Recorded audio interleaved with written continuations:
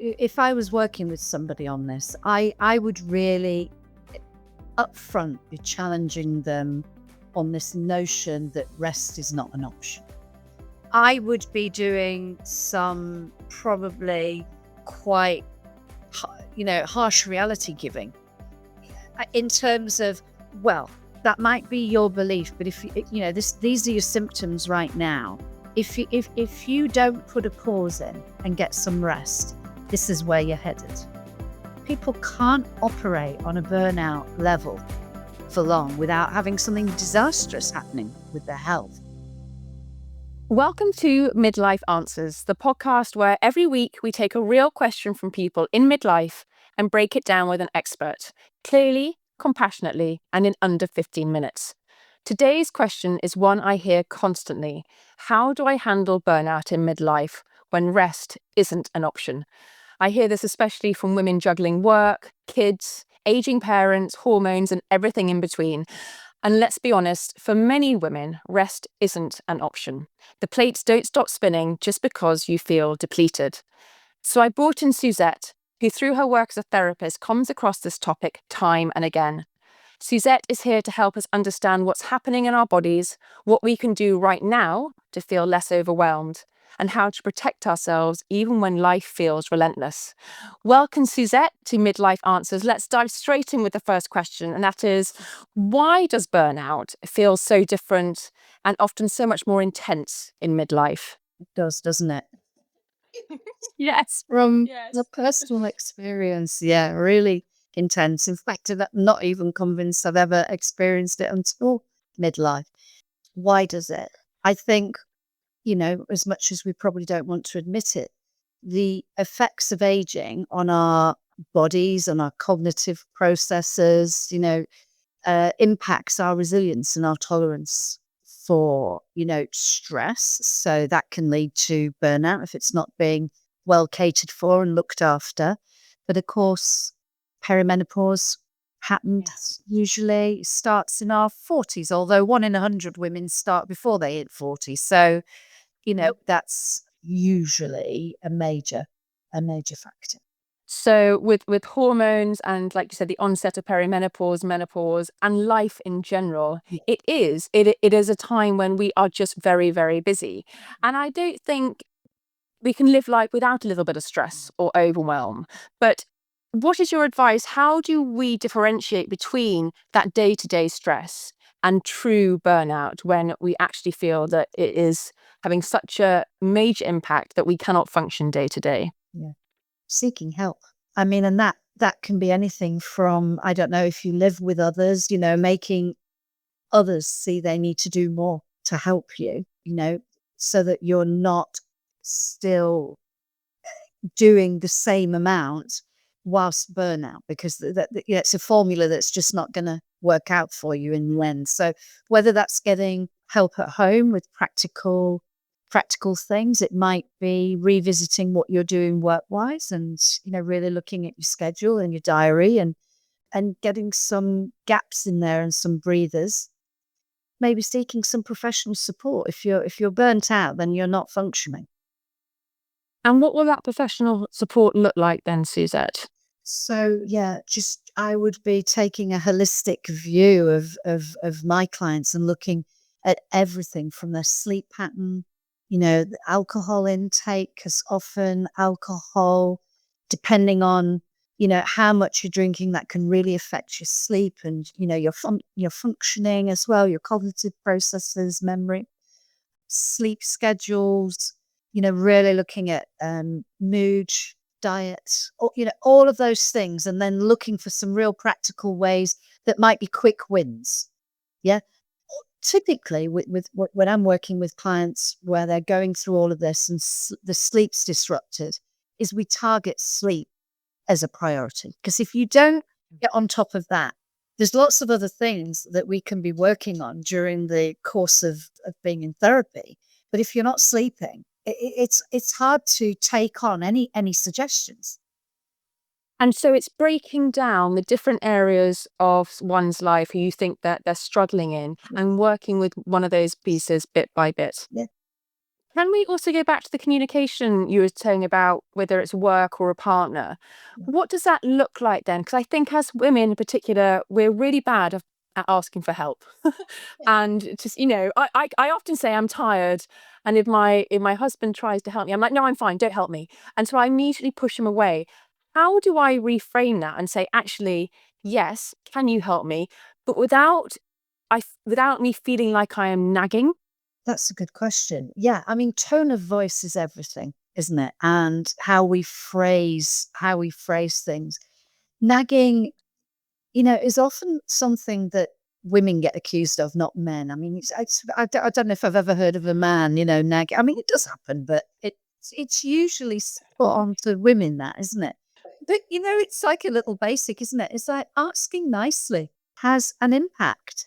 And when we're frustrated, when we're burnt out, sometimes we can be snappy, Mhm. short. We're a bit complacent with our partner because we think that's if we've got a partner. We might think, well, I don't have to be glossy, because there's a long-standing partner, for example. But if that person's being snapped at or feeling they're nagged at or not being spoken to nicely, their goodwill runs out as well. If obviously with burnout though, Suzette, your emotions are heightened. You actually aren't thinking straight in some instances, and rest isn't an option. I know when people say, "Oh, you're burned out, go and rest," and actually that's not a reality for many people. So let's switch this now and let's talk about what steps can we take if we feel we're absolutely depleted and we need to stabilize ourselves. Are there some tools that we can talk to ourselves about or some actions that we can take to really try and home in on why we got ourselves to the state in the first place and how we can progress forward in a more logical manner? If I was working with somebody on this, I would really upfront be challenging them on this notion that rest is not an option. If they're all Okay. at burnout stage, I would be doing some probably quite harsh reality giving, in terms of, well, that might be your belief, but if these are your symptoms right now. If you don't put a pause in and get some rest, this is where you're headed. People can't operate on a burnout level for long without having something disastrous happening with their health. Ultimately, it doesn't add up. Everybody's going to be coming with a different set of circumstances. If I don't know, say you're talking to somebody and they've, I don't know, got young children who need that level of care. You've got the responsibility for them, and you might be looking after parents, or a parent is ill, and you've also got a busy job. Some people are in some really difficult situations, and other people are busy, but there's probably some scope for dropping some of the things off their to-do list. It really depends on who they are and what their context is. And then working out some forms of restful, relaxing activities that are going to feel more realistic to them and their circumstances. So for some people, it might be literally, taking 3 minutes out of your day to do a mindful breathing Mm. exercise, if that's all they can spare. I've even had people in my therapy room say, "Oh, I haven't got time for that." I'll come back and I'll challenge them again. And I'll say, "Well, how many times do you go to the toilet a day?" Because when you're in the toilet, generally, you're non-disturbable. You're not going to be distracted by anyone or anything. So you can use your app and do some mindful breathing in the toilet.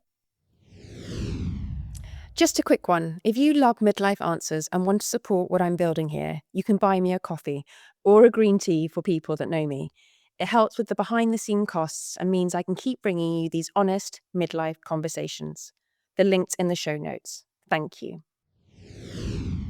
And I think we can also take their attitude to social media as well, Suzette. How often do we pick up our phone when the kettle's boiling, or we're waiting for the dishwasher to finish beeping at us, and we pick up our phone to scroll? Those, and I'm the one that needs to take on my own advice. Yeah. Those are the moments, and aren't they? They don't involve going to bed and going to sleep for an hour. It is actually, like you say, just minutes of focusing on your breathing and just trying to release some of that tension. Absolutely. That's it. So in that regard, I'm quite challenging. I mean, gentle, but I hope to think I'm gentle, but really challenge the mindset of I can't rest. I can't relax. It's like, let's look at that and let's come up with something that's going to enable that. Because if you don't, you're really headed towards trouble because you're already burnt out and showing these symptoms. So can we just touch on that briefly? What are symptoms of burnout, Suzette? Well, sleep disturbance. So it might be somebody that is either getting to sleep very easily because they're exhausted, but it's broken sleep, or it might be the opposite problem, but it's still a problem. Too much sleep. Yeah, like They just feel exhausted all the they can't get time. up in the morning, can't get going, etc. So it's something outside of the norm. Okay. Yeah, what a norm is, because of course some people need less sleep than others, but sleep is key. So I've got this amazing thing. I don't know if you've seen them, called a Shakti mat. And it's like an acupressure mat with little spikes on it. And I can use that to help relieve tension. I don't, but I'm quite good with self care. But if you're not good with self care, sitting, it's like a mat that you can lay over the back of your chair and let these little spikes go into your shoulders and your neck. I prefer to lie down on it and just letting that do its magic and release. I find it's absolutely fantastic. I think it's based on old Indian cultural practices of acupressure and things like that, and it's absolutely wonderful. It sounds amazing, and I'll put a link to that in the show notes. Then absolutely. Yeah, you can even get ones that will go in your handbag, which you can wrap around your head, and the pressure, if you suffer from headaches and migraines, and it will just press you there. But they're amazing, and it's non-medication if you're not wanting to, and it can Go down that route, and that sorry, I was going to say, yeah, it's not just for pain per se. It can really help just with a feeling tense. Yeah. yeah, and doing a deliberate action towards alleviating that pressure and that feeling of being tense is a way to actually take stock of what's going on inside, isn't it? Well, exactly, because you notice, you're thinking, oh, wow, my neck, my shoulders are, hard as nails, because it makes you focus on your body. And then when you get the joy of it being released, it's brought it into your awareness. Oh, I don't want to get into that state. So you're really thinking about where you're holding your tension and what's going on. Suzette, I want to finish up by taking away with some positive mindset shifts and some advice to go forward. So, for someone who is listening who feels that they are really on the edge today, we talked about sleep, maybe their sleep is severely disrupted. What would you want them to do within the next hour to really set the tone of how they are going to move forward and try and help themselves with this? Probably start with some mindful breathing, because, trying to do an action plan of what they're going to do is a more cognitive function, and you really need to be a bit more clear headed to do that. So you have to kind of almost go against it and get yourself into your body and out of your head. So the mindful breathing is getting you to focus on your breath, which is in your body, further down, because when we're overwhelmed, we can be too much in our head.